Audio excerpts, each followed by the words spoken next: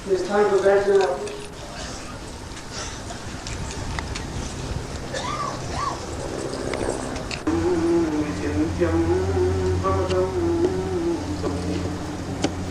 आत्मो स्वतां पूर्णमदैव ज्ञानम् गुरुवै प्रपन्नं गुरुवै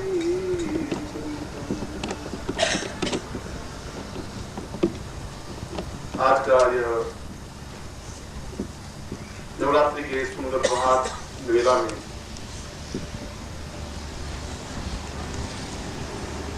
शंकराचार्य की इस वाणी के साथ मैं अपने आत्मवचन को प्रारंभ कर रहा हूं। इस श्लोक में कुछ ऐसे महत्वपूर्ण प्रश्न उठाए हैं शंकराचार्य ने, जो उसके जीवन के दर्द है और जीवन की समस्या है, जीवन की बाधाएं हैं, उनके जीवन की एक अड़चन है। अड़चन और सन्यासी जीवन में तो रह ही नहीं सकती, संभव नहीं है। सन्यासी का तात्पर्य न्यास, छोड़ देना, त्याग कर देना, अपने पास में कुछ भी नहीं रखना। इसलिए जहां वे अहम ब्रह्मास्मि शब्द बोल रहे हैं तो हम ब्रह्म हैं। मैं जो आपको दीक्षा देने जा रहा हूं, ब्रह्मांड दीक्षा है, ब्रह्म दीक्षा, उसको केवल इसलिए नहीं कि मैं केवल आपको ब्रह्म दीक्षा दे रहा हूं, मैं आपको समझा भी रहा हूं कि आप तो ब्रह्म हैं ही। लपट तो आप में है, आग है आप में, चिंगारी है, जगाने की जरूरत है, फूंक देने की जरूरत है, उसको एकदम ज्वाला बनाने की जरूरत है। अगर वो ज्वाला बन गई तो अपने आप में आप एक आनंद के सागर में लहलाएंगे। एक मेघ तो ऊपर आपके ऊपर लहला रहा है, एक बूंदे बरसने की जरूरत है, भीगने की जरूरत है। वसंत तो बिल्कुल आया है, मगर आप बिल्कुल दरवाजा बंद करके बैठ जाएं तो वसंत की हवा का आप आनंद नहीं ले सकते, वसंत की ससराहट को भी नहीं देख सकते, उस मोर जो बोला है उस मयूर की आवाज को भी एहसास नहीं कर सकते, उस कोयल की आवाज को भी अनसुनी कर देंगे, दरवाजे बंद करके बैठ जाएंगे। अपने शरीर के दरवाजे बंद कर दिए तो फिर आपके जीवन के पास कुछ रहेगा नहीं, कोई पूंजी नहीं आपके पास। महावीर उच्च कोटि के नहीं, अद्वितीय सन्यासी थे जिन्होंने लंगोट तक भी नहीं रखी, जहां बिल्कुल अपरिग्रह हो, किसी प्रकार का मन में तृष्णा नहीं हो, किसी प्रकार का भाव नहीं हो, किसी प्रकार का चिंतन नहीं हो, वह अपने आप में सन्यासी। मगर उस सन्यासी ने अपने जीवन के 33वें वर्ष में समाप्त हो गए, मृत्यु को प्राप्त हो गए, मर गए। भगवान बुद्ध 43 साल की अवस्था में समाप्त हो गए, ईसा मसीह केवल 24वें 25वें वर्ष में समाप्त हो गए। इस श्लोक में शंकराचार्य ने एक बहुत नवीन बात, नवीन तथ्य कहा है, जो प्रत्येक शिष्य के लिए, प्रत्येक गुरु के लिए एक अनुकरणीय है, आदर्श है। उसने पूछा है कि चिंत्यम विचिंत्यम परमे प्रमेयम, जीवन का अगर एक शिष्य है और जीवन का आनंद शिष्य बनने में है, गुरु बनने में नहीं है, क्योंकि शिष्य के लिए दोनों रास्ते खुले हैं। वो अपने आप में उस गुरु की ओर अग्रसर होता हुआ पूर्णता को भी प्राप्त कर सकता है, जीवन का एक अद्वितीय अखंड आनंद जिसको कहता है वह भी प्राप्त कर सकता है। और शिष्य का दूसरा रास्ता भी खुला है, जहां अध पतन होकर के अध कचरा ज्ञान जिंदगी को तबाह भी कर सकता है, बर्बाद भी कर सकता है। जहां उसका ज्ञान में छिछलापन है, जहां उसके ज्ञान में गहराई नहीं है, जहां उसके ज्ञान में डेप्थ नहीं है, वह अपने आप में समाप्त भी हो सकता है। वह वापस संपत्ति की ओर अग्रसर हो सकता है, वह वापस भौतिकता की ओर अग्रसर हो सकता है, वह पत्नी पुत्र बंधु बांधव की ओर अग्रसर हो सकता है, क्योंकि शिष्य बिल्कुल बीच में खड़ा है। और संपत्ति शब्द बना है विपत्ति से, क्योंकि संपत्ति केवल विपत्ति में ही काम आती है और कोई काम आती नहीं। जीवन के आनंद उपयोग के लिए उस संपत्ति का कोई उपयोग नहीं है। आनंद प्राप्ति के लिए संपत्ति से आनंद नहीं खरीदा जा सकता। और यदि संपत्ति है तो निश्चित रूप से विपत्ति है, क्योंकि बिना विपत्ति के संपत्ति आ नहीं सकती, और संपत्ति आने के बाद ऐसा हो ही नहीं सकता कि व्यक्ति आराम से जीवन व्यतीत कर सके, ऐसा संभव नहीं हो सकता। इसलिए कबीर ने यह कहा है कि मुझे चाहिए कुछ नहीं, इतना ही चाहिए कि ना मैं भूखा रहूं और ना मैं किसी को भूखा रहने दूं, बस, इससे ज्यादा आवश्यकता नहीं है। इसीलिए उस शंकराचार्य ने कहा है कि जीवन का अधपतन और जीवन की न्यूनता और जीवन की क्षुद्रता शिष्यता के प्रारंभ से है, और शिष्य आगे बढ़ता हुआ गुरु की ओर अग्रसर हो सकता है। यह उसके जीवन का सौभाग्य हो, यह उसके जीवन का दुर्भाग्य हो, दोनों ही। जीवन का दुर्भाग्य है कि अगर वह उस ज्ञान गंगा में पूर्णता से अवगाहन नहीं करे, पूर्णता से प्राप्त नहीं करे, यदि उसे पूर्ण ज्ञान को प्राप्त नहीं करे, और यहाँ पूर्ण ज्ञान का तात्पर्य कोई वेद शास्त्र उपनिषद पुराण पढ़ना नहीं है। यदि आपको ऋग्वेद का ज्ञान नहीं है तो कोई जरूर नहीं है कि आप कोई ज्ञानी नहीं बन सके। ज्ञानी बनने के लिए ऋग्वेद के मंत्रों की जरूरत नहीं है। कबीर ने एक बार भी ऋग्वेद का मंत्र नहीं पढ़ा, सूर ने नहीं पढ़ा, मीरा ने नहीं पढ़ा, रैदास ने नहीं पढ़ा, नानक ने नहीं पढ़ा। इन लोगों ने उन उपनिषदों के ज्ञान की रचना नहीं की। इन लोगों ने स्मृतियों को भी नहीं पढ़ा, इन लोगों ने सुश्रियंतों को नहीं पढ़ा, उन्होंने उपनिषदों को भी नहीं पढ़ा। मगर उनके पास एक बात थी कि कबीरा खड़ा बाजार में लिए लकुटिया हाथ, जो घर बारे आपना चले हमारे साथ। जो अपना घर जलाने की क्षमता रखता हो, जो इस बात की चिंता नहीं करता हो कि क्या होगा, जो इस बात की परवाह नहीं करता कि आगे क्या होने वाला है, इस बात की जो परवाह नहीं कर सके, जो अपने आप में फना हो जाने की क्रिया करता हो, उसके लिए पूजा पाठ उपासना ध्यान धारणा नीति और ये सब वस्तु आवश्यक नहीं है, ये जरूरी नहीं है। उसके लिए हनुमान और राम और रामायण कुछ आवश्यकता नहीं है। आवश्यकता इस बात की है कि वह अपने आप में एक जीव में स्थित हो सके, अपने आप में पूर्ण सक्षम हो सके। जहां भूमानंद कह रहे हैं कि अहम ब्रह्मास्मि तुम शब्द बोलो, वह अहम के दोनों तात्पर्य हैं। अहम का तात्पर्य है इतना अधिक घमंड, और अहम शब्द बना है हमारी पूरी वर्णमाला अ से लगा करके ह तक है, अ आ ई से लगा करके स स स ह। इतना सब कुछ जो कचरा है इसमें, बहुत कचरा है इस वर्णमाला में। छिछला ज्ञान है, झूठ है, छल है। गाली देंगे तो इन अ से लगा के ह तक के बीच में गाली देंगे, निंदा करेंगे तो अ से ह तक के बीच में, और जो कुछ करेंगे अ से ह तक के बीच में सारे खेल हो जाते हैं। इसलिए अ से शुरू होकर ह तक का जो कुछ है वो अहम हमें जीवन में नहीं चाहिए। यह अहम जीवन का बहुत बड़ा एक व्याघात है। बहुत बड़ा व्याघात यह है कि जो ही व्यक्ति में यह भावना आती है कि मैं ज्ञानी हूं, वह ज्ञान से समाप्त हो जाता है। जहां व्यक्ति ये समझता है कि मैं संपत्तिवान हूं, वह संपत्ति का आनंद नहीं ले सकता। जीवन में आनंद के लिए अहम का त्याग करना अत्यधिक आवश्यक है, और व्यक्ति त्याग नहीं कर सकता, क्योंकि जो भोग की अवस्था पे खड़ा है वह योग की माया नहीं जान सकता। इसलिए शंकराचार्य ने एक बहुत सुंदर पंक्ति, एक बहुत अनूठा वचन, एक बहुत अमृतमय वचन कहा है इस श्लोक में। और मैं सोचता हूं कि पूरे अगर शंकराचार्य के ग्रंथों को अध्ययन करें, उनके पूरे जीवन को अध्ययन करें, तो यह शब्द उसके जीवन का एक सारभूत शब्द है, जो उसने जिंदगी की मृत्यु के केवल 4 घंटे पहले इस श्लोक की रचना की। उसने कहा कि यह धरती, जिस धरती पर हम खड़े हैं, यह धरती जब 1000 वर्ष तक तपस्या करती है तो एक महापुरुष पैदा होता है। बार बार महापुरुष पैदा नहीं होते, बार बार ज्ञानी भी पैदा नहीं होते, बार बार चैतन्य पैदा नहीं होते, बार बार शंकराचार्य पैदा नहीं होते। मैंने उस दिन भी बताया कि तुम्हें वशिष्ठ के बाद 2500 वर्षों के बाद में राम की उत्पत्ति हुई, राम की रचना हुई। और आप कहें कि राम की रचना, राम की उत्पत्ति 2500 वर्षों बाद, वशिष्ठ के बाद। मैं वशिष्ठ जब शब्द कह रहा हूं तो वशिष्ठ राम की 8वीं पीढ़ी पहले, रघु, जहां से रघुवंश शुरू हुआ, उनके भी गुरु ही थे, वशिष्ठ ही गुरु थे। और 8 पीढ़ियां समाप्त हो गई, रघु समाप्त हो गए, उसके बाद दूसरा तीसरा, और राम के बाद में लव कुश के भी गुरु वशिष्ठ ही रहे, परीक्षित भी गुरु वही रहे। इसलिए यह जीवन की सारी व्यवस्थाएं, और राम के बाद कृष्ण, और कृष्ण के बाद बुद्ध, और बुद्ध के बाद महावीर और शंकराचार्य, कुल हमारे पूरे शास्त्रों का निचोड़ हम पृथ्वी पर निचोड़ देखें तो कुल 15-20 आदमियों से ज्यादा आदमी पैदा ही नहीं हुए अभी तक। पूरे इंग्लैंड और अमेरिका और फ्रांस और चीन और इटली में मुश्किल से एक जाकर के ईसा मसीह पैदा हुआ, एक कन्फ्यूशियस पैदा हुआ, एक लाओत्से पैदा हुआ, एक सुकरात पैदा हुआ। केवल 4 व्यक्ति पैदा हो सके। पूरा चीन में एक लाओत्से के अलावा कोई पैदा ही नहीं हो सका। पूरा यूनान में एक मेगस्थनीज के अलावा कोई पैदा ही नहीं हो सका। बार बार महापुरुष पैदा नहीं होते, बार बार धरती इतनी तपस्या कर भी नहीं सकती। इसलिए शंकराचार्य ने कहा कि यह जीवन की सबसे बड़ी विशेषता है कि यदि ऐसा कोई व्यक्तित्व हो, और यदि उसने इसलिए शब्द लगाया कि जीवन का एक सौभाग्य मिले, जीवन का एक अहोभाग हो, एक जीवन का अहोभाव बने, हमारे जीवन में कोई चिंतन बने, एक विचार बने, वह आदमी को समझा सकता है कि इस अहम का परित्याग करने पर वह एक चेतना दे सकता है। वह तुम्हें गाली भी दे सकता है। वह तुम अगर पिछड़ते हो वापिस वह अगर शिष्य बिल्कुल नीचे की ओर अग्रसर होता है तो वापिस पकड़ करके ऊपर लाने की क्षमता रखता है। शिक्षक नहीं रख सकता, धर्म गुरु भी नहीं रख सकता। इसलिए गुरु, सदगुरु और धर्म गुरु में बहुत बड़ा अंतर है।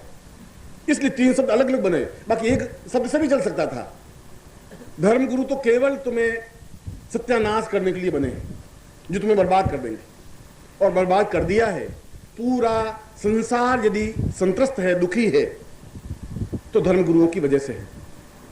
क्योंकि उस धर्म गुरु ने कहा कि नहीं, तुम हिंदू हो, कुरान अपने घर में नहीं रख सकते, तुम कुरान नहीं पढ़ सकते, तुम जामा मस्जिद में जाकर के वजू नहीं कर सकते, नमाज नहीं पढ़ सकते, तुम बुद्ध के धम्मपद को नहीं पढ़ सकते, तुम्हें केवल गीता को बार बार पढ़ना, उस 18 अध्याय को एक से लेकर के बार बार हे अर्जुन ऐसा कर, हे अर्जुन ऐसा कर, 25वें बार भी हे अर्जुन वैसा कर वैसा कर। धर्मगुरु ये कहते हैं। और धर्मगुरु ये कहते हैं कि तुम केवल इस गंगा जल में स्नान करते रहो और फिर डुबकी लगाओ, फिर बाहर निकलो, ये करो। इसके अलावा उनके पास कुछ नहीं है। उनके पास केवल पाखंड है, वो तुम्हें पाखंड दे सकते हैं।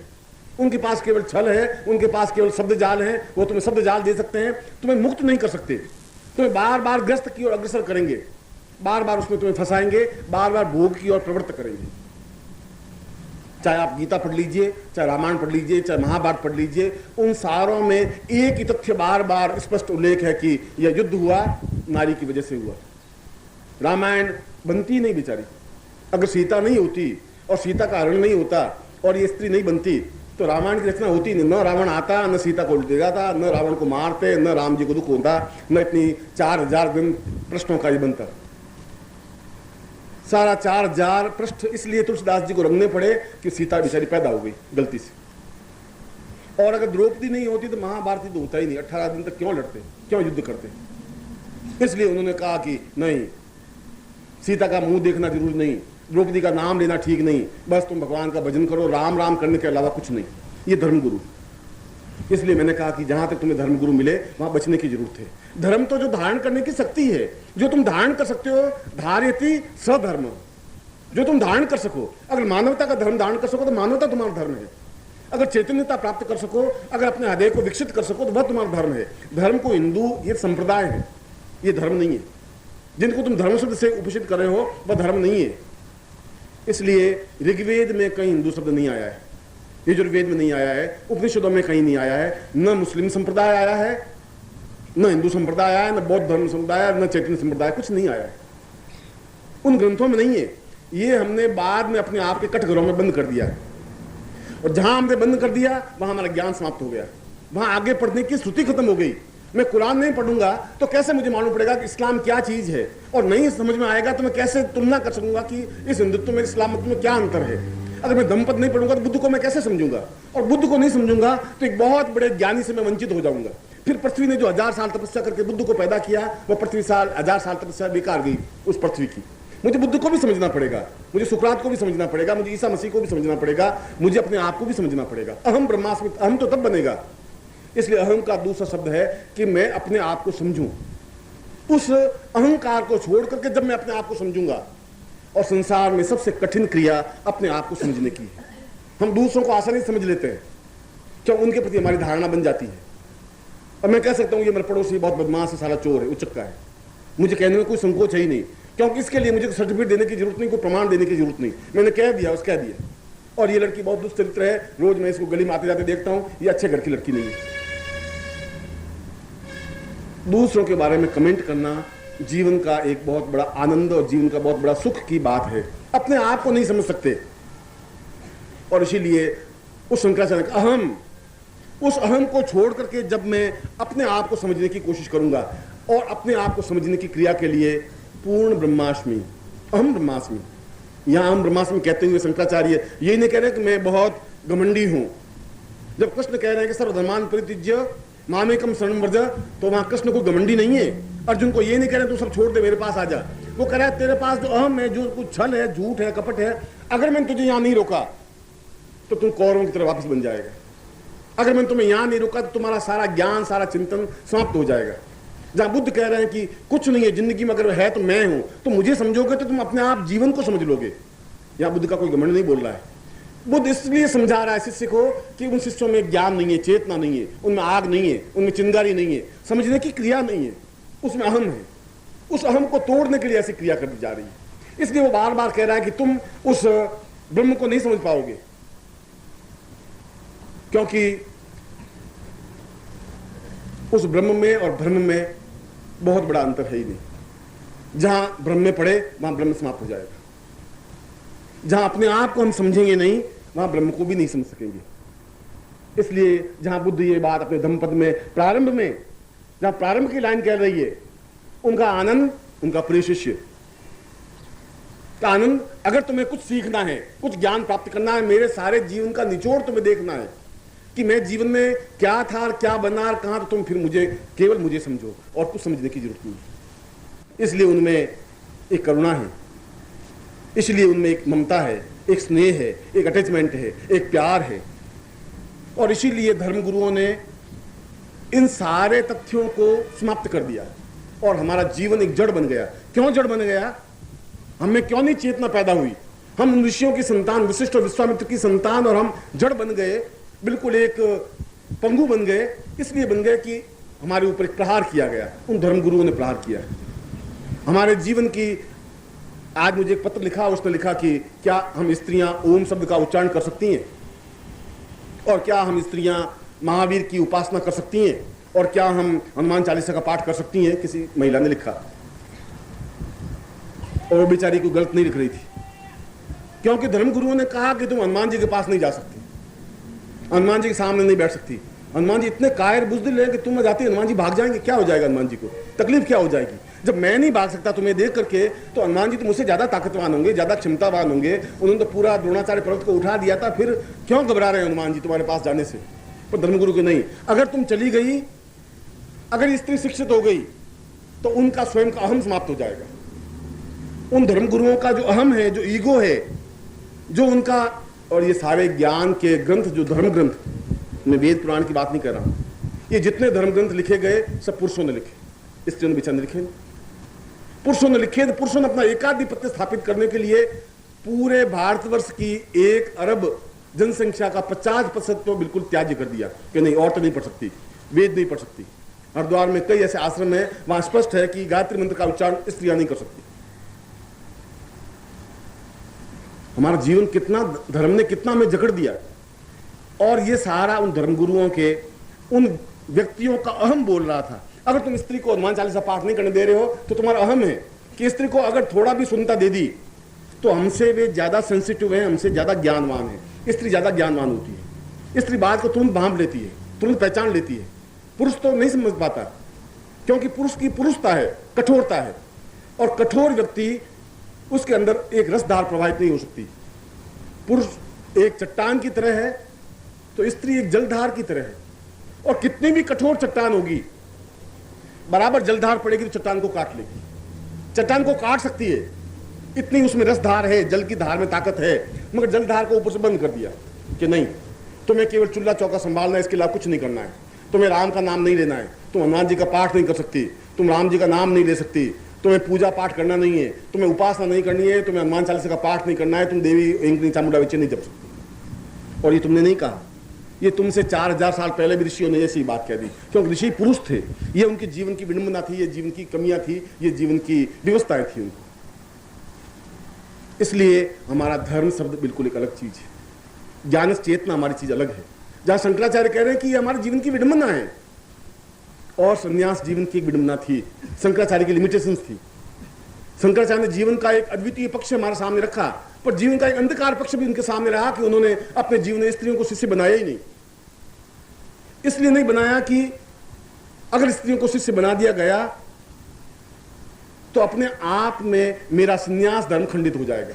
अपने आप को बचाने के लिए उन्होंने एक बहुत बड़े अभाव की, एक बहुत बड़ा चेतना समाप्त कर दी, एक ज्ञान का पुंज समाप्त कर दिया, एक बहुत बड़ा प्रवाह बंद कर दिया, और उसका परिणाम 2500 वर्षों तक भुगत रहे हैं। शंकराचार्य की न्यूनता थी। क्यों न्यूनता थी? शायद उनके जीवन में एक भावना, एक चिंतन आ गया कि सन्यासी स्त्रियों के हाथ का खाना नहीं खाते। उन्होंने नहीं खाया, स्त्रियों का हाथ का खाना नहीं खाया, हाथ से बना करके रोटी खाते थे। एक स्त्री रोटी बना के खिला दे, एक सन्यासी हाथ की रोटी खा ले, तो उसमें, उस रोटी में क्या अंतर आ जाएगा? मैं शंकराचार्य को भी यही प्रश्न पूछ रहा हूं, क्या फर्क पड़ जाएगा? मगर ये उसके जीवन का ईगो था, एक अहम था, जहां मैं अहम शब्द बोल रहा हूं। इसलिए जब वहां बोल रहा है अहम ब्रह्मास्मि, तो ब्रह्म तक पहुंचने के लिए इस अहम को भी तोड़ना पड़ेगा। अगर ये अहम नहीं तोड़ा तो फिर हम एक बार फिर अगले 2500 वर्षों तक, अगले 2000 वर्षों तक, फिर 1000 वर्ष तक पृथ्वी तपस्या करके एक और व्यक्ति पैदा नहीं कर पाएगी, फिर इस भ्रम को नहीं तोड़ पाएगी। ये भ्रम ज्यों का त्यों 1000 वर्ष तक चलाता रहेगा। इस भ्रम को तोड़ना जरूरी है, उनको इक्वलिटी देनी जरूरी है, क्योंकि एक बात तो बिल्कुल और 100% निश्चित है कि जीवन में अगर ब्रह्म की साधना करनी है, जीवन में अगर जगदम्बा के दर्शन करने हैं, जीवन में अगर उस मन पक्ष पर और आत्म पक्ष पर पहुंचना है, तो पुरुष को स्त्रियों के गुण प्राप्त करने ही पड़ेंगे। अगर बिना स्त्रियों के गुण प्राप्त किए पुरुष उन आत्म चेतना को प्राप्त कर ही नहीं सकता, ब्रह्म नहीं बन सकता, ठूंठ बन सकता है, एक जड़ बन सकता है, एक चेतनाहीन बन सकता है। क्योंकि स्त्रियों के गुण है दया, प्रेम, करुणा, ममत्व, स्नेह, अटैचमेंट, मातृत्व, एक भावना, एक हृदय पक्ष। पुरुष बुद्धि से सोचता है हर क्षण एक ही बात, स्त्री भावना से सोचती है, अपने हृदय पक्ष से सोचती है, क्योंकि वह उस पीड़ा को जानती है, उस दर्द को एहसास कर सकती है कि एक पुरुष उत्पन्न करने में उसको कितना दर्द, कितनी तकलीफ, कितनी वेदना। मैं सोचता हूं संसार का सबसे घोर कष्ट उसको भोगना पड़ता है 9 महीने। पुरुष उस दर्द को महसूस नहीं कर सकता, पुरुष दर्द महसूस नहीं कर सकता, इसलिए अत्याचारी बन सकता है, इसलिए गालियां दे सकता है, इसलिए बुरा भला कर सकता है, इसलिए जीवन में कठोर बन सकता है। और कठोर बनना जीवन की न्यूनता है, अहम है। उस अहम को तोड़ने के लिए उस कष्ट को एहसास करना पड़ेगा, उस अहम को तोड़ने के लिए उस ममत्व को, उस प्रेम को, उस दया को अपने अंदर स्थापन करना पड़ेगा। और ये गुण तो पुरुष के नहीं है, और अगर पुरुष में ये गुण नहीं आए तो बुद्ध नहीं बना जा सकता। बुद्ध की आंखों में करुणा देखेंगे, एक दया देखेंगे, एक विशाल करुणा का सागर आंखों में तैर रहा है, और ये करुणा सागर पुरुष में नहीं बन सकता।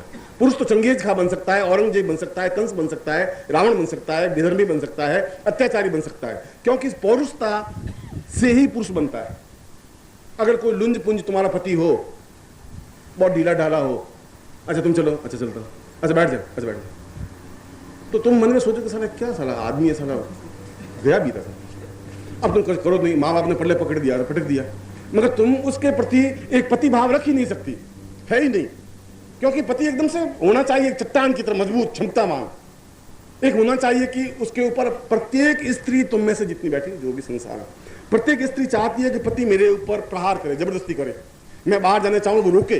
स्त्री चाहती है वह मुझे रोके, मुझे कहे नहीं तुम्हें नहीं जाना है, इससे बड़ी खुशी होती है कि कोई है मेरा जो मुझे रोकता है। अगर नहीं रोके तो सोचते कि इस पति का क्या है, जाती हूँ, अच्छा मर्जी चली जा, अच्छा मैं शाम को आऊंगी, अच्छा शाम को, तो किशन लाल जी कितने मजबूत है, वो उनकी पत्नी 1 इंच नहीं हिलती, अगर किशन लाल जी नहीं कहते हिल नहीं सकती, और तुम कैसे आदमी ढीले डाले, उसके अटैचमेंट नहीं बन सकता। इसलिए पौरुषता से तो पति बनता है, पुरुष बनता है, मगर पौरुषता साधना के क्षेत्र में कोई सफलता नहीं दे सकता। साधना के क्षेत्र में तो अपने आप में एक हृदय पक्ष खुला होना चाहिए। हृदय पुरुष के पास होता ही नहीं, पुरुष के पास केवल बुद्धि होती है, उसके पास केवल कठोरता होती है, उसके पास केवल प्रहार करने की क्षमता होती है, और वो प्रहार करके बहुत खुश होता है। वो अगर पत्नी को गाली देता है तो मन में बहुत संतुष्ट भाव करता है कि मैं कुछ हूं और गाली दे सकता हूं, साली कर ले जो कुछ करना है, तो रान बदमाश है और है। तो फिर मेरी बदमाशी का बात कोई सलीका है, कोई तरीका है। और तुमको तो खिड़की से क्या झांक रही थी रात को 1 बजे, क्या झांक, और मैं चांद तारे देख रही थी, चांद तारे, तो जब चांद तारे दिखाई देने लगे, और आज 15 साल हो गए शादी को, अब चांद तारे तुझे देखने, अब खिड़की खोल के बेचारे ने देख ली तो तुम्हें गुस्सा, नहीं देखे दरवाजे बंद कर दे तो फिर मर नहीं रही, तो अंदर गुटकी हुई बैठी, तू भी मर रही साली, मुझे भी मार रही है, तो भी प्रहार। जहां अहम ब्रह्मास्म शब्द कह रहा है वहां शंकराचार्य बिल्कुल सही बोल रहा है। वो कह रहा है मेरे जीवन की न्यूनता रही, शंकराचार्य कह रहा है, इसलिए न्यूनता रही कि मैं समझ नहीं पाया।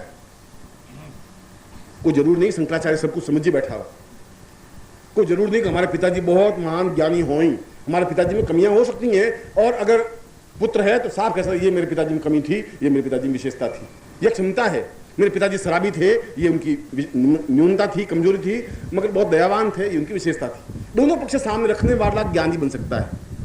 और हम कहेंगे नहीं मेरे पिताजी के बारे में शराबी तो मैं कैसे नहीं सकता, बस दयावान थे, उससे स्पष्ट नहीं हो सकता। शंकराचार्य ने कहा, इसलिए अगर आप महावीर को देखेंगे तो स्त्रीण दिखाई देंगे, तुम सोचोगे कि क्या साला आदमी है, बहुत ढीला ढाला आदमी है। ईसा मसीह कह रहे हैं कि तुम अगर एक गाल पे चांटा मारे तो दूसरा गाल उसके सामने कर दो। अगर बुद्ध कह रहे हैं कि अगर तुम्हें कोई गाली दे तो गाली को लो ही मत, जब तुम वो चीज लोगे ही नहीं तो तुम्हारे पास रहेगी नहीं। एक गांव में गए और गांव वालों ने बुद्ध को गालियां दी, 15 मिनट गालियां दी, उनके कोई विकार नहीं हुआ। उसने कहा अच्छा आप गालियां दे चुके पूरी, तो मैं अगले गांव जाऊं। उसने कमाल है, आप वापिस जवाब नहीं देते, हमने आपको इतनी गालियां दी कुछ बोलते नहीं। उनका मैंने ली नहीं, आपने दी, आपके पास। जब कोई चीज आप देंगे और मैं लूंगा ही नहीं तो मेरे पास कहां से आएगी? ये तो आपने दी और आपके पास रही। आप कोई कपड़ा दे, कोई धान दे, कोई वस्त्र दे, कोई शास्त्र दे और मैं नहीं लूंगा तो किसके पास रहेगी? तो हमारे पास रहेगी। तो आपने गाली दी, मैंने तो ली नहीं, आप अपनी जाने। और हम सोच रहे साला ये क्या बुद्ध साला कैसा है, ये तो साला सब औरतों को बिगाड़ कर रख देगा, सत्यानाश कर देगा। अरे ताकत होनी चाहिए, गाली के जवाब गाली से। वो एक गाली का 4 गालियां दे, मर्द के बच्चे हैं साला। बुद्ध ऐसा नहीं कर सकता, बुद्ध ऐसा नहीं कर सकता। इसलिए तुम बुद्ध नहीं बन सकते, इसलिए तुम महावीर नहीं बन सकते, इसलिए तुम ईसा मसीह नहीं बन सकते, तुम सुकरात नहीं बन सकते, तुम साधक नहीं बन सकते, तुम योगी भी नहीं बन सकते। इसलिए नहीं बन सकते तुम्हारे पास वो हृदय जो चाहिए स्त्री का वो नहीं है। इसलिए कि हमारे शास्त्रों ने कहा है कि नहीं, तुम ताकतवान हो, तुम मर्द हो, तुम अत्याचार करोगे। और हमारे श्रीमालियों में अब तो युग बहुत बदल गया है। जब मैं छोटा था तब मैं 9 साल की उम्र में मेरी शादी कर दी, रजिस्टर्ड, कि चलो। और उस जमाने में आज से 50 साल पहले, और मेरे समाज में प्रत्येक समाज की बात है, वहां कहता है कि बस जो औरत को रोज सुबह उठे 2 जूते लगाए और 2 शाम को लगा दे, वो मर्द। और मुझे मेरे काका जी कहते हैं कि साला तू इंजड़ा है, साला कुछ नहीं करता। अरे 2 जूते नहीं लगा सकता, किशन लाल ने लगाए, कितना मर्द। एमराज ने लगाए, कितना मर्द। उसने लगाए और तू साला कुछ नहीं कर सकता। और मुझे कसमसाहट होती, साला मैं कैसे नहीं लगा सकता, सब लगा सकते हैं, तो औरत को तो लगा ही सकते। हमारी परंपरा ऐसी बन गई, एक विडंबना ऐसी बन गई, हमारे जीवन की न्यूनता ये बन गई, ये हमारी क्षुद्रता है, ये हमारी कमी है। कमजोर आदमी गाली देता है, कमजोर आदमी क्रोध करता है। जो कमजोर होगा वो किसी को फटकारेगा, निंदा करेगा, अपमान करेगा, निंदा कुछ करेगा। क्षमतावान, धैर्यवान ऐसा नहीं कर सकता। इसे शंकराचार्य ने श्लोक में कहा है कि ये सारा गुण, कल मैंने आपको प्रवचन में समझाया कि ये जितने सुख और दुख, जो अनुभूतियां तुम्हारी सुख और दुख की अनुभूतियां हैं कि हाय बहुत गर्मी है, गुरुजी साला 2-2 घंटे प्रवचन करते हैं, इस गर्मी में मर रहे हैं, ये दुख शरीर की अनुभूति है तुम्हारी, मन की अनुभूति तो है। गर्मी अगर लगेगी तो शरीर को लगेगी, सर्दी लगेगी तो शरीर को लगेगी। तुम्हारा दुख की अनुभूति होगी तो शरीर को होगी, सुख की अनुभूति होगी तो शरीर को होगी। तुम्हारे पास 5 लाख रुपए होंगे तो शरीर को एक अनुभूति हुई, बस। तुम्हारे 5 लाख होने और अगले साल तुमने कपट किया 6 लाख हो गए तो फर्क तुम्हारी जिंदगी में कुछ नहीं पड़ा। वो उतने बैंक में जाकर के जमा हो गए या ब्लैक मनी जमा हो गए। तुम्हारे पास 5 लाख में और 6 लाख में डिफरेंस कुछ नहीं आया। कपड़े उतने ही 4 के 4 पहन रहे हो, रोटियां वही 2 की 2 खा रहे हो, मक्खन फिर भी तुम नहीं खा सकते, डायबिटीज तुम्हें, ब्लड प्रेशर है, मगर एक सुख की अनुभूति है कि अब हमारे पास 6 लाख हो गए, बस। और अगर तुम मरो तो नोटों का कफन तुम्हारे ऊपर डाला नहीं जाएगा। किसी आज तक किसी व्यक्ति ने राजाओं के शरीर पर भी नोटों का 100 का नोटों का कफन बना करके नहीं सिरा कि भाई इतने बहुत पैसा कमाया है, इस नोटों का कफन डालें, वैसा नहीं डाल सके। हम केवल अपने ही भ्रम में दूसरों को किस प्रकार से क्या कहें इसी चिंतन में रहे। एक सेल टैक्स ऑफिसर, कहां गए तुम? एक सेल टैक्स ऑफिसर किसी के बही खाते जांच कर रहा था। यमदूत तो है, भारतवर्ष में ये सशरीर जिंदा है। आप लोगों में से कई लोगों ने उनके दर्शन किए होंगे, नहीं करें तो कर सकते हैं।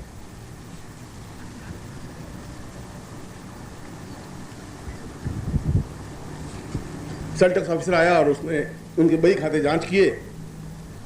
बही खाते जांच करते करते करते लास्ट पन्ने पे पहुंचा तो उसने लिखा कि 3000 के बिस्किट लाकर के कुत्ते को खिलाए। उसने कहा बहुत बदमाश, 3000 के बिस्कुट कुत्ते को खिलाए? तुम मुझे फ्रॉड कर सकते हो, तुम मुझे छल करते हो साले। बिस्कुट को खिलाए जाते हैं, कुत्ते को खिलाए जाते हैं, और तुम्हारे कुत्ते ने 3000 के बिस्कुट खाए, क्या है? उनका साहब अब इस कुत्ते की जगह आपका नाम लिखता तो आपकी बदनामी होती, मेरी भी बदनामी होती। अब भाई खाता मैं क्या लिखता, मैं आपको 3000 रुपये तो दिए, अब मैं क्या करता और क्या करता,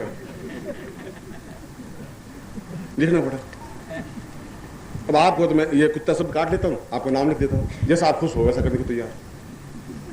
आदमी व्यवस्था है, मजबूरी है, क्या कर सकता है। इसलिए वो कह रहे अहम ब्रह्मास्मि उस ब्रह्म को प्राप्त करने के लिए तुम्हें इस देह से ऊपर उठना पड़ेगा। मैं तुम्हें कल भी अपने प्रवचन में समझाया कि जहां देह तत्व से ऊपर उठ जाता है आदमी, देह तत्व से आगे की ओर अग्रसर हो जाता है, वहां मन तत्व समझ में आ जाता है। देह और मन में डिफरेंस इतना ही है। और मन के माध्यम से जहां मन है वहां स्त्रैण है, जहां मन है वहां दया है, वहां प्रेम है, वहां करुणा है, वहां स्नेह है, वहां अटैचमेंट है, वहां अस्तित्व है, अस्तित्व है, वहां हृदय पक्ष है। तुम में वे गुण हो, पुरुष में अगर वे गुण आते हैं तो महापुरुष बन जाता है, बुद्ध बन जाता है, महावीर बन जाता है, ईसा मसीह बन जाता है, सुकरात बन जाता है, शंकराचार्य बन जाता है। मगर यदि स्त्री में पुरुष के गुण आ जाएं तो चंडिका बन जाती है। पूर्ण दर्शन करने हो जगदम्बा के, यहां करो या घर में करो एक जैसी। बोल साले आप, अब तुम सोचो जगदम्बा में उसमें क्या फर्क पड़ा। पुरुष के गुण स्त्री में नहीं आने चाहिए और आते हैं। अधिकतर पुरुषों के गुण स्त्रियों में ही है। मेरा अनुभव तो ऐसा ही रहा है। जिनके घर में शादी हुई उसमें पुरुष के गुण आने शुरू हुए, 2-3 साल बाद तो उसमें पूर्ण पुरुष के गुण आ जाते हैं। इसलिए शंकराचार्य जो कह रहा है कि मन की चिंतन पर विचार करने से साधना पक्ष प्रबल होता है। मन के चिंतन पर, देह तत्व पर नहीं। ये जितनी भोग है, जितनी विषय वासनाएं हैं, जितनी कमियां हैं, जितनी हमारी न्यूनताएं हैं, ये जो कुछ है बस देह तत्व पर ही है। देह तत्व से जिस दिन परे हट जाएंगे हम। कल भी मैंने बुद्ध का एक उदाहरण देकर तुम्हें समझाया कि जिस क्षण आदमी ये सोच लेता है कि मृत्यु तो मेरी है ही, 14 दिन बाद मेरी मृत्यु है, जिस क्षण ये सोच लेता है फिर वो कुछ गलतियां नहीं करता। जिस दिन उसको मालूम पड़ा कि 14 दिन बाद मेरी मृत्यु है तो जितने उसके शत्रु थे वहां जाकर प्रणाम करके आया, भैया आप जा रहे हैं, 14 दिन बाद मर जाएंगे, मैं आपको प्रणाम करता हूँ, गलती हुई तो आप माफ कर देना। पड़ोसियों को माफी मांगी, एक्स को माफी मांगी, वाई को माफी मांगी, खाना पीना छोड़ दिया, घी खाना छोड़ दिया, सब कुछ नहीं है, ये संसार असार है, इस संसार में कुछ नहीं है। आदमी ऐसा रहे वह देह तत्व से परे हटेगा। ऐसा रहे कि हम जीवन में हूं और काम करना है, कर्तव्य करना है, इस कर्तव्य को आगे बढ़ाना है, ऐसा भावना रखे और मनस्थिति पर पहुंचे। और मनस्थिति पर पहुंचे और मन की उन वृत्तियों में, ये सब वृत्तियां जो दया है, ममता है, करुणा है, स्नेह है, प्रेम है, ये सब मन की वृत्तियां हैं। देह की वृत्तियां तो है नहीं। देह की वृत्तियां तो सुख की अनुभूति और दुख की अनुभूति है। अब मन की वृत्तियों में आप पौरुषता ला सकते हैं, अत्याचारपन ला सकते हैं, झूठ ला सकते हैं, छल ला सकते हैं। ये सब मन की वृत्तियों को आप हावी हो सकते हैं अपने ऊपर। और जब आपके मन की भावनाएं उस रूप में बन सके जहां आप लोगों में स्त्रीत्व आ सके, जहां आप लोगों में ये सद्गुण जो संचारी भाव, 33 संचारी भाव कहें, ये दया, करुणा, प्रेम, स्नेह, कुल मिलाकर के 33 है, घृणा भी, अपमान भी, इनके आने से ही मन तत्व पर विजय जब प्राप्त की जाती है तब उसको ब्रह्म का चिंतन स्पष्ट होता है। ब्रह्म क्या है? ब्रह्म तो मैं क्या बन रहा हूं वह ब्रह्म। अहम ब्रह्मास्मि का मतलब ये है, मैं क्या बन रहा हूं? मैं बन रहा हूं कि मेरी आंखों में करुणा व्याप्त है। मैं ऐसा बन रहा हूं कि लोग गालियां दे रहे हैं, मेरे ऊपर कोई फर्क नहीं पड़ता। भाई तुमने गाली दी, तुम्हारी बहुत, फिर भी तुम्हारी अहोभाग है कि तुमने मुझे गाली दी, कुछ दिया, मैं तुम्हारा एक आभारी हूं कि गाली तो दी तुमने। जब ये भावना आती है, इस भावना की क्रिया को ब्रह्म कहा गया है। ऐसा चिंतन जहां आदमी का चिंतन बन सके, जहां आदमी दूसरों की मदद करने की अपने आप क्रिया बन जाएगी, जहां वो धर्म से फिर हट जाएगा, इन संप्रदायों से हट जाएगा। उसके लिए फिर कोई मुसलमान आएगा तब उसके अंदर कोई अंतर नहीं आएगा, ईसाई आएगा तो कोई अंतर नहीं आएगा, बौद्ध आएगा तो कोई अंतर नहीं आएगा, क्योंकि अपने आप उन वृत्तियों से ज्ञान की चेतना जागृत होगी। धर्म की चेतना जागृत होने की जरूरत नहीं है। धर्म ने तो हमने जकड़ा है। धर्म तो जैन ग्रंथों में साफ लिखा है कि कृष्ण भगवान, ये कृष्ण तो है ही नहीं, बहुत पाखंडी अत्याचारी लाइन साफ साफ लिखी हुई है। कृष्ण को जितनी गालियां जैन ग्रंथों में दी उतनी तो कहीं दी नहीं। और ये 7वें नरक में पड़ा जो निकल नहीं सकता, जिंदगी भर निकलेगा नहीं। जैन ग्रंथों में दूसरे लाइन में लिखा है कि भूल करके भी इस महावीर स्वामी के धर्म को मानने वाले को इस मंदिर के पास में से निकलना नहीं चाहिए। और आपको मालूम होना चाहिए कि महावीर स्वामी ने जैन धर्म नहीं चलाया। महावीर स्वामी जैन नहीं थे। महावीर स्वामी के बाद के लोगों ने जैन धर्म को प्रारंभ किया। वो खुद जैन थे ही नहीं। उन्होंने तो चिंतन दिया, एक विचार दिया। जो उन्होंने विचार दिया उस विचार को हम समझे नहीं। उन्होंने कहा कि हम जीवन में अपरिग्रह रहें, संयमित रहें, भूखे रहें, और हमने जबरदस्ती उस व्यक्ति को भूखा मार करके मारने की क्रिया कर दी। हमने शेर सुंदरदास जी को कहा कि नहीं, तुम 7 दिन तक संतारा लोगे, जबरदस्ती भूखे मरोगे। हमने जबरदस्ती मार करके महावीर स्वामी बनाना शुरू कर दिया। ये हमारे धर्म की, ये जहां धर्म बना महावीर स्वामी के बाद में जो धर्म बना वो धर्म अपने आप में विकृतियां लेके पैदा हुआ। उनमें कुछ अच्छे गुण थे, महावीर स्वामी ने जो चिंतन कहे वे अच्छे गुण थे। उनको इतना करुणा और दयावान होते हुए भी उसको महावीर कहा गया। वीर वह होता है जिसमें ताकत प्रेम की, दया की, करुणा की ताकत होती है, वह वीर बन सकता है। ऐसा चिंतन लेकर के जो चल सकता है वो ब्रह्म बन सकता है। तब ब्रह्म अस्मि ही अहम, मैं उस अहम को छोड़ करके और उस पूर्ण उन वृत्तियों को जो 33 वृत्तियां उनको अपने हृदय में स्थापित करता हुआ मैं स्वयं जो कुछ जैसा बनूंगा और तुम बनोगे बुद्ध की तरह। तुम रावण तो बन ही नहीं सकते। जब तुम्हें अंदर प्रेम का जागरण होगा तब तुम रावण नहीं बन सकते। रावण बनने के लिए बिल्कुल एक दूसरा गर्भ चाहिए। प्रत्येक माँ रावण जैसा गर्भ नहीं धारण कर सकती, प्रत्येक माँ रावण को पैदा नहीं कर सकती, प्रत्येक माँ कंस को भी पैदा नहीं कर सकती। एक लुलपुंज को पैदा कर सकती है, एक छोटे मोटे क्षुद्र जीव को तो पैदा कर सकती है। रावण को पैदा करने के लिए बहुत फोर्स चाहिए, ताकत चाहिए माँ को। बुद्ध को पैदा करने के लिए भी माँ को बहुत ताकत चाहिए।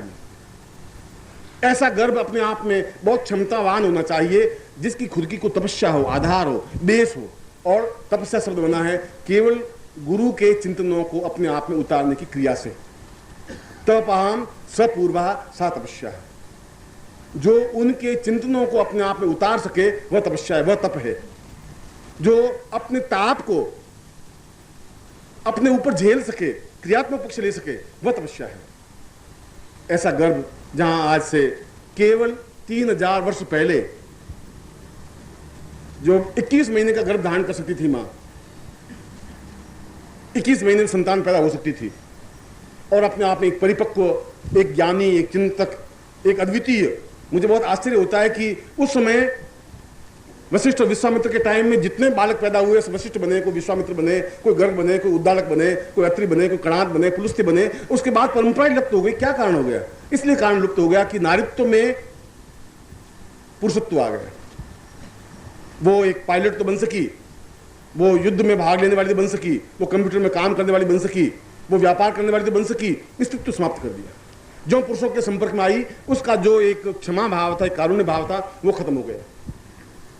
अगर चंदन के संगति में आएंगे तो हम चंदनवान बनेंगे, सुगंधवान बनेंगे, मगर यदि हम विश्व के संगति में आएंगे तो हम भी विश्ववान बन जाएंगे। इस नारी की संगति में आके पुरुष तो कुछ अच्छा चिंतन लिया, पर नारी स्वयं अपने आप में पौरुषवान बन गई, कठोर बन गई।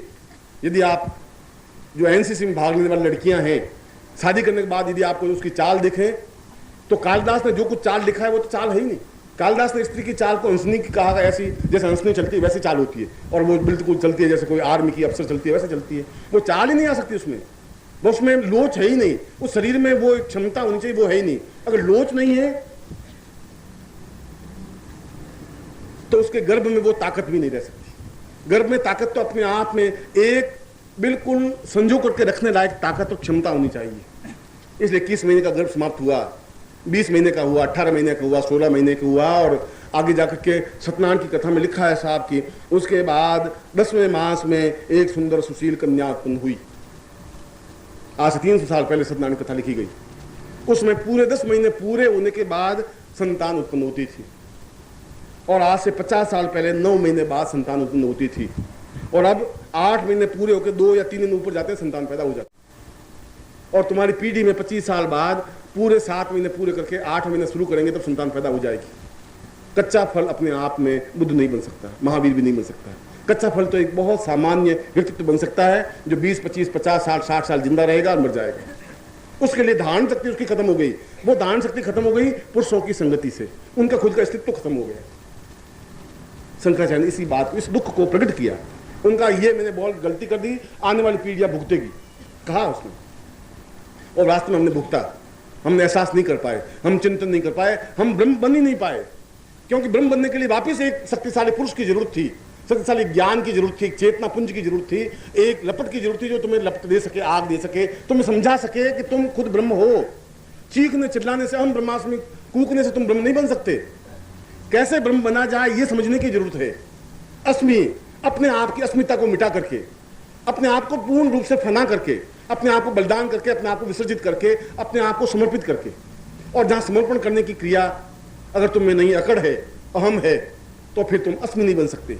जहां तुम अस्मि नहीं बन सकते वहां तुम ब्रह्म भी नहीं बन सकते, और जब ब्रह्म नहीं बन सके तो उस आत्म तत्व पर नहीं पहुंच सकते। इसलिए मैंने मनुष्य शरीर के तीनों भेद बताए। देह तत्व जहां तुम हो, देह तत्व जहां तुम्हें खाने की इच्छा होती है, देह तत्व जहां तुम कहते हो सब्जी में नमक कम है, ये सब देह तत्व है। देह तत्व जो मेरी पत्नी कहाँ चली गई, 1 घंटे पर नहीं आई, क्या हुआ, यहाँ तुम्हारा देह तत्व है। ये देह तत्व है कि पति गया और आधे घंटे तक आया नहीं, रोज 5 बजे ऑफिस से आ जाता है, साला आज 7 बजे तुम गया कहाँ, 2 घंटे तक कहाँ रहा। अरे भाई ऑफिस में काम था, साल तेरे ऑफिस में काम था, मैंने टेलीफोन किया, तुम ऑफिस भाई। ये सब देह तत्व है, क्योंकि विश्वास खत्म हो गया, एक दूसरे के बीच में एग्रीमेंट था वो खत्म हो गया, एक दूसरे के प्रति जो समर्पण भाव था वो खत्म हो गया, एक शक पैदा हो गई, एक संदेह पैदा हो गया। और जहां शक और संदेह है वहां पुरुष नहीं रह सकता, वो स्त्री नहीं रह सकती, वहां मन की भावना आ ही नहीं सकती, वहां अच्छा संबंध नहीं बन सकता, वहां प्रवचन नहीं बन सकता, वो अपने आप में ज्ञान का पुंज नहीं बन सकता, कविता नहीं बन सकती, वो कविता नहीं लिख सकता, वो ज्ञान चेतना भी नहीं फैला सकता। इसलिए शंकराचार्य, और मैं शंकराचार्य का शब्द इसलिए कह रहा हूं कि हमारी कड़ी टूटी शंकराचार्य से, इसलिए कड़ी में वहां से जोड़ रहा हूं, बुद्ध से नहीं जोड़ रहा हूं। बुद्ध की बात शंकराचार्य पैदा कर दिया उसने, इस पृथ्वी ने। शंकराचार्य के बाद कड़ी टूट गई, इसलिए मैं उस कड़ी को जोड़ करके तुम्हें बता रहा हूं। और इसलिए शंकराचार्य ने उस 30 लाइन में दुख प्रकट किया कि क्या शिष्यों का कोई कर्तव्य नहीं है गुरु के प्रति। क्या मैं जो बात पूरे अपने ग्रंथों में कहा, इस ग्रंथों में यह कहा कि गुरु ऐसा करे, गुरु ऐसा करे, क्या शिष्य का कोई कर्तव्य, कोई धर्म, कोई चिंतन, जब शिष्य है, अगर वो शिष्य है तो क्या उसका कोई मर्यादा नहीं है गुरु के प्रति। अगर वो कहता है अगर शिष्य मेरे सही होते, ये मेरा दुर्भाग्य है कि मुझे शिष्य अच्छे नहीं मिल सके, ये मेरा दुर्भाग्य है कि मुझे पत्नी अच्छी नहीं मिल सकी, ये मेरा दुर्भाग्य है कि मुझे पति अच्छा नहीं मिल सका।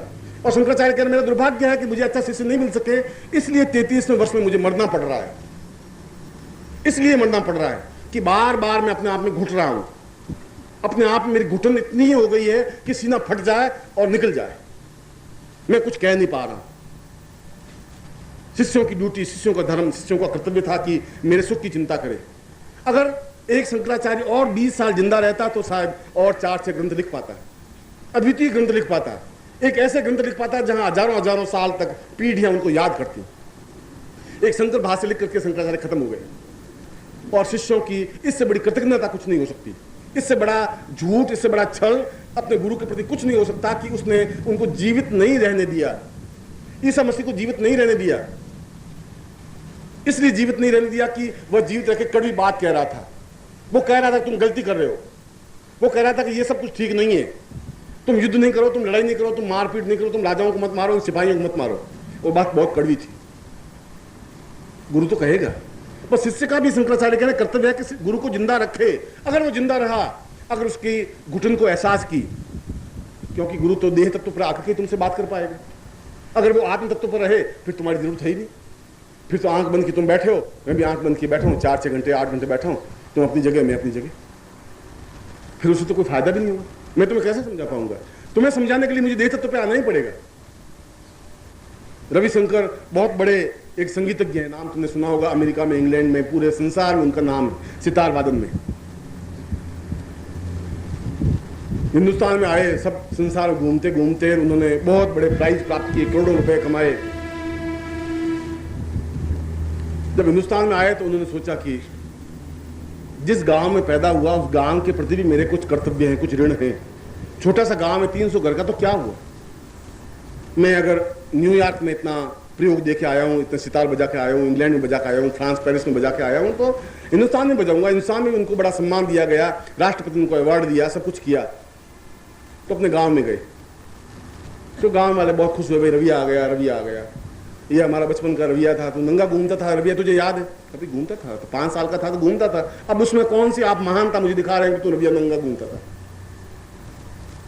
रविशंकर ने कहा मैं आपके गांव में पैदा हुआ, 300 का गांव, वैसा का वैसा है, मगर मैं आज पूरी दुनिया में मेरा नाम है और मैं एक सितार बजाता हूँ एक सिटिंग में 2 घंटे या 2.5 घंटे या 3 घंटे, तो मुझे $50,000 मिलते हैं, $1,00,000 मिलते हैं, $5,00,000 मिलते हैं, मगर मैं तुम्हारे गाँव में फ्री बजाऊंगा।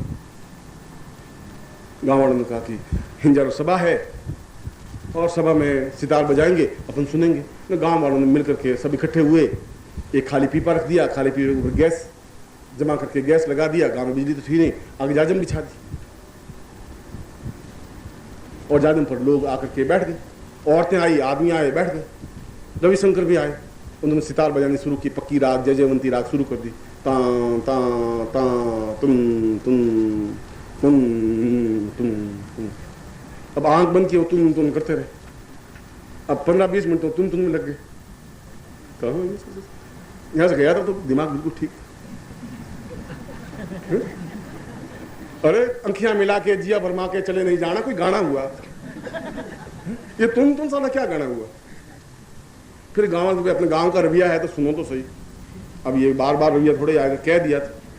अब आधे घंटे तुम करते रहे, फिर उनका प प प प प प प प प घुंघरू बांध मीरा नाची, बोलना था बेचारा, प पे अटक गए। और प अटकते थे 1 घंटे तक प प प प प प प करते रहे, आंख बंद करके वो बजाते रहे।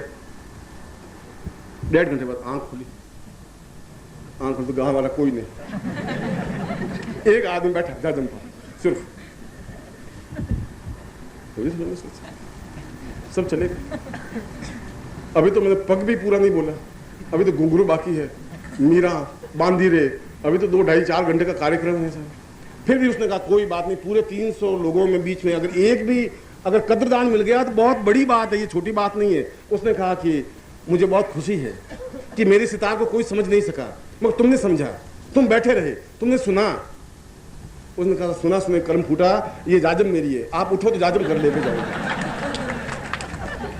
इसलिए बैठा हुआ हूं, मैं क्या करूं?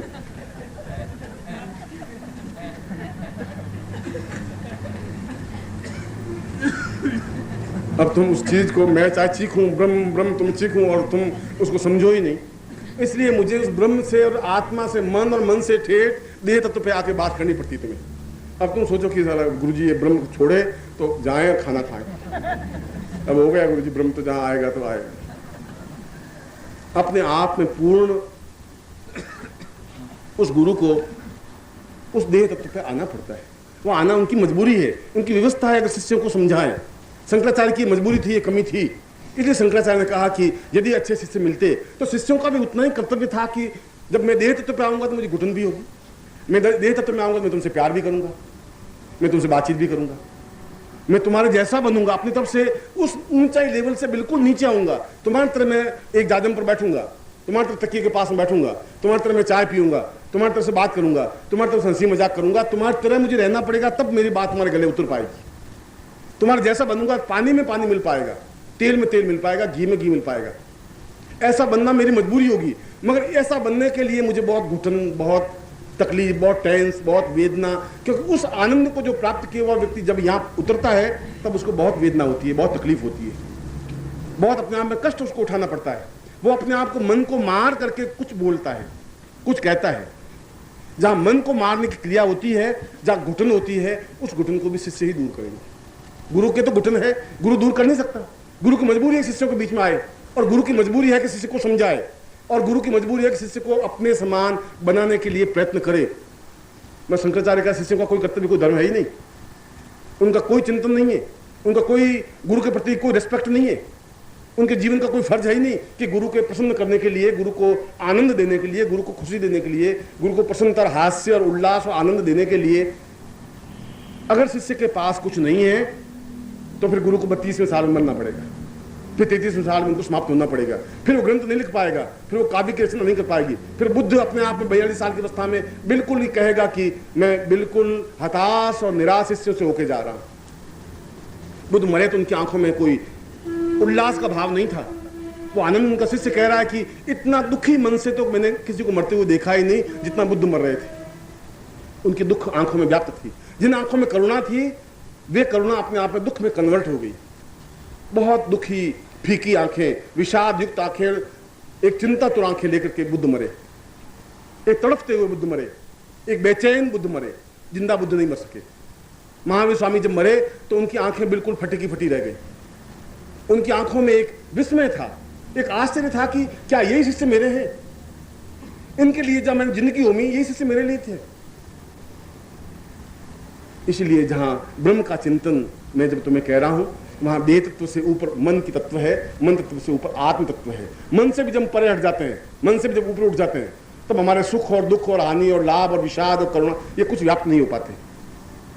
हमें जब अस्तित्व के भाव आ जाते हैं, हमारे अंदर एक सागर, करुणा का सागर लहलाने लग जाता है, तब हमारे आंखों में एक अत्यंत आंखों में व्याप्त हो जाता है। पूरे शरीर की जो क्रिया और प्रतिक्रिया होती है वो और शरीर में नहीं झलकेगी, आंखों में झलकेगी। आप कहें या नहीं कहें, आंखें तो बिल्कुल सत्य बात बोलेंगी ही। आप जो क्रोध में हैं, ऊपर से बहुत संयमित हैं, तभी आंख देखते कह देंगे कि आज गुरुजी क्रोध में हैं। और अगर दुख में है तो आप चाहे ऊपर से हंसेंगे, कोई बात नहीं, आंख है बहुत विषाद युक्त है, चिंता तो है, तनाव है। आंख तो जो कुछ है वो कहेगी। जब बुद्ध मर रहे थे तो बुद्ध कुछ नहीं बोल रहे थे, आंख सब कुछ बोल रही थी। जब महावीर मरे तब आंख सब कुछ कह रही थी। जब ईसा मसीह को टांगा सूली पर, उस क्रॉस पर, तब उनकी आंख बोल रही थी कि क्या ये क्या हुआ। इस पैराडाइज ने जिसको मैंने शिष्य बनाया, इसी ने मुझे पकड़वा करके मरवा दिया। एक आश्चर्य विस्मय का भाव था, और उस पैराडाइज ने आंखें बंद कर दी कि ये मेरे तरफ ताक रही है, मेरी तरफ घूर रही है। इसलिए जहां वे अहम ब्रह्मास्मि शब्द बोल रहे हैं तो हम ब्रह्म हैं। मैं जो आपको दीक्षा देने जा रहा हूं, ब्रह्मांड दीक्षा या ब्रह्म दीक्षा, उसको केवल इसलिए नहीं कि मैं केवल आपको ब्रह्म दीक्षा दे रहा हूं, मैं आपको समझा भी रहा हूं कि आप तो ब्रह्म हैं ही। लपट तो आप में है, आग है आप में, चिंगारी है, जगाने की जरूरत है, फूंक देने की जरूरत है, उसको एकदम ज्वाला बनाने की जरूरत है। अगर वो ज्वाला बन गई तो अपने आप में आप एक आनंद के सागर में लहलाएंगे। एक मेघ तो ऊपर आपके ऊपर लहला रहा है, एक बूंदे बरसने की जरूरत है, भीगने की जरूरत है। वसंत तो बिल्कुल आया है, मगर आप बिल्कुल दरवाजा बंद करके बैठ जाएं तो वसंत की हवा का आप आनंद नहीं ले सकते, वसंत की ससराहट को भी नहीं देख सकते, उस मोर जो बोला है उस मयूर की आवाज को भी एहसास नहीं कर सकते, उस कोयल की आवाज को भी अनसुनी कर देंगे, दरवाजे बंद करके बैठ जाएंगे। अपने शरीर के दरवाजे बंद कर दिए तो फिर आपके जीवन के पास कुछ रहेगा नहीं, कोई पूंजी नहीं आपके पास, देह तत्व से कुछ जीवन प्राप्त नहीं हो सकता। इसलिए कल मैंने आपको ब्रह्मांड दीक्षा का एक पाठ दिया। एक पाठ देने का मतलब है कि मैं उस ब्रह्म को आपके अंदर गुरु को समाहित करने की क्रिया करना चाहता था, और मैं आज समाहित कर रहा हूं उस ब्रह्म को, तो आपके मन तत्व को आपको पकड़ाने की क्रिया।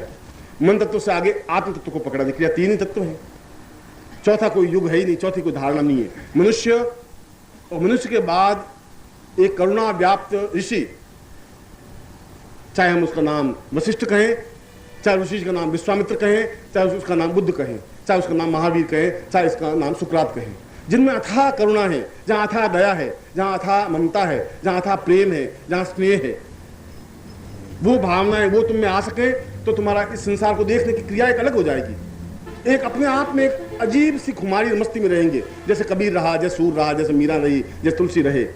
वो खुमारी तुम में व्याप्त आसानी से नहीं हो पाएगी, देह तत्व में तो नहीं हो सकती। उस तत्व में जाने पर, और उस तत्व से जब ऊपर उठेंगे, जो मैं क्रिया आपको कराने जा रहा हूं, क्योंकि जब आप नहीं कर सके तो मैं आपके लेवल पे आके आपको उस जगह लेके चलूं। आप सीढ़ियां नहीं चढ़ के मैं आवाज दूं तो ऊपर चढ़ो, तुम नहीं चढ़ सको, रपटीली जमीन हो तो मैं आपका हाथ पकड़ूं और खींचता ऊपर ले जाऊं, क्योंकि मैं चाहता हूं कि अगर मैं उस आनंद को प्राप्त कर रहा हूं तो फिर तुम भी आनंद को प्राप्त कर सको। मैं चाहता हूं कि अगर मैं उस पाखंड को तोड़ सका तो फिर तुम भी पाखंड को तोड़ सको। जब मैं चाहता हूं कि मैं उस करुणा और दया और प्रेम और स्नेह से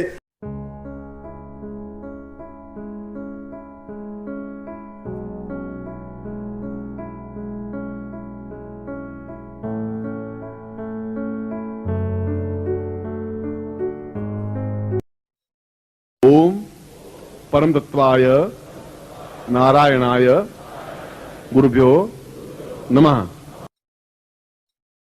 ओम ह्रीं मम प्राण देह रोम प्रतिरोम चैतन्य जाग्रय ह्रीं ओम नमः। ओम भूर्भुवः स्वः तत्सवितुर्वरेण्यं भर्गो देवस्य धीमहि धियो यो नः प्रचोदयात्।